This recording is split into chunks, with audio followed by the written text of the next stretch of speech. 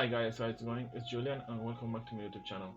Today we will be practicing with the website of the BBC Learning English, and for this lesson we will be using the section of the 6-minute English of the BBC, which provide you with different topics about to practice English in about different topics and with different vocabulary. So this video it's called "What is the future of work?" And well, some vocabulary that we have here, it's like about take, track record, come to pass, and well, another ones, but it doesn't matter too much because the point of this is like this section will provide you with an audio, like a recording, and the whole transcript about that video or audio. And so you can make shadowing as well, reading at the same time that you listen the podcast or this audio, and it's very useful to practice the intonation and how to read aloud and how to express yourself about different topics. So that's what we are gonna do today. So let's go ahead with this. As I said, the topic today is what is the future of work. So let's go ahead with this. As always, I will put the link in the comments so you can get access to this resource as well. Smell-o-vision, a television which allows you to smell things as well as see them, and a miracle pill which cures all diseases. These predictions for the future were made in the 1930s, but so far they haven't come true. Making predictions for the future isn't easy. Just ask tech millionaire Elon Musk, who recently predicted that artificial intelligence will eventually mean that no one will have to work.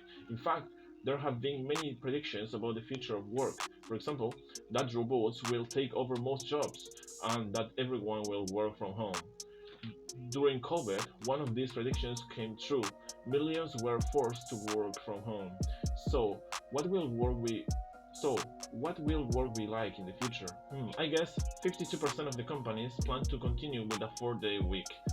I'll reveal the answer later in the program.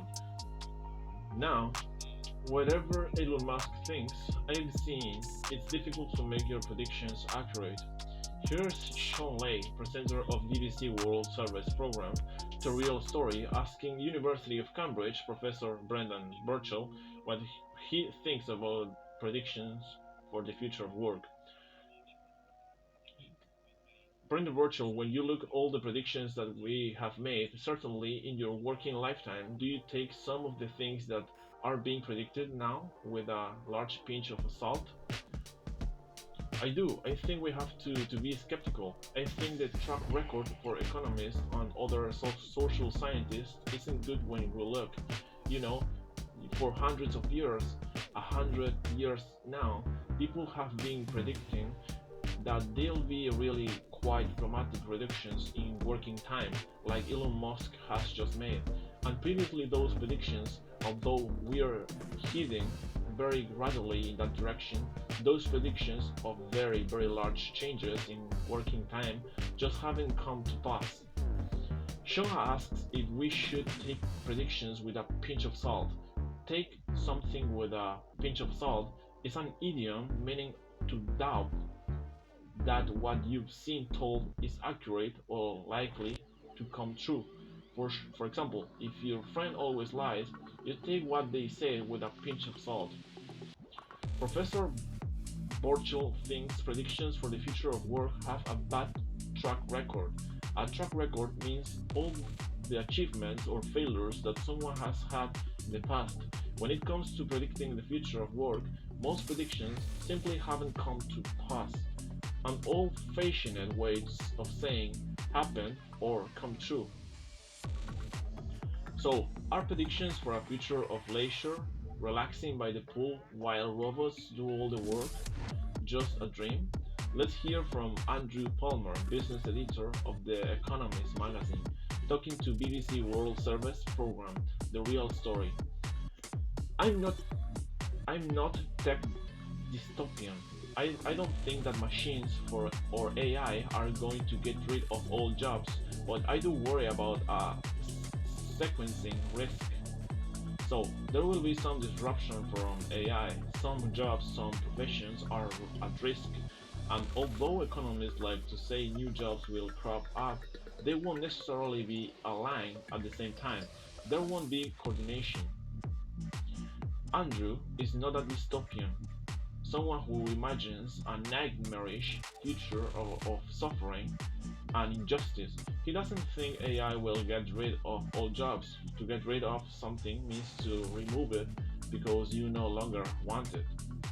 Andrew Andrew predicts that AI will replace some jobs and those workers will need support, but he also thinks new jobs will crop up.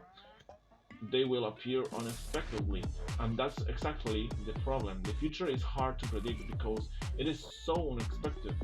Anyway, I reckon a shorter working week is something we can all agree on, right, Neil? I think it's time to reveal the answer to my question about the 60 companies trying out a shorter working week in 2023. I asked how many of them plan to continue a 4-day week at the end of the trails. I guessed 52%, so I was right. That was the wrong answer, I am afraid. Actually, a whopping 92% of the companies plan on keeping a 4-day week because it was so popular with bosses as well as workers. Right, let's recap the vocabulary we've learned from this program, starting with the idiom take it with a pinch of salt, meaning don't completely believe that what you are told is true. A track record means the achievements or failures of someone's past performance. To come to pass is an old-fashioned way of saying that to take place or happen. A dystopian is someone who forces a nightmarish future where there is great suffering and injustice in society. If you get rid of something, you remove something that you no longer want. And finally, if something crops up, it appears or happens unexpectedly. Once again, our 6 minutes are up. Join us soon for more trending topics and useful vocabulary. Here at the 6-minute English. Goodbye for now. So we finished this chapter about the future of the jobs and working. So that was being interesting, and actually this is the first article and yeah, the first lesson of this kind that I tried of this in this website, and actually it was pretty good. So for sure I will get new ones about this website because yeah, as I said, like the content is pretty useful and the time passed kind of fast, so I really like it. So until now, this video, guys, as always, as I said, like I put the link in the comments. Subscribe to my channel, give me a like, and see you in another of my videos. Bye bye.